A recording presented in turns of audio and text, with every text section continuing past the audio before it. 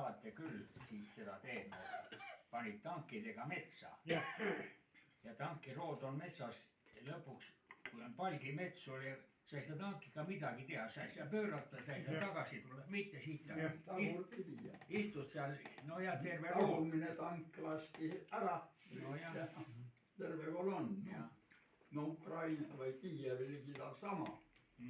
Tulid tagumistele pihta ja eest ka ja aga nad, see mis nad tegid, venelastel on kombeks.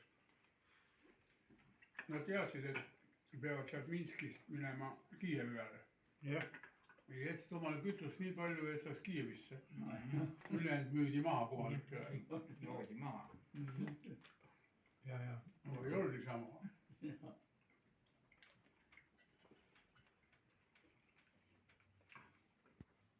No ta ju tabab oma inimesi, no mis see siis on?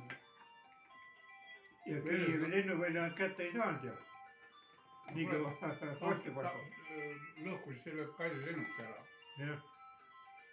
Nad tahtsid, et maandavad dessandi ja siis võtavad ja hakkavad sealt arendama. Aga see käiku ei läinud ja.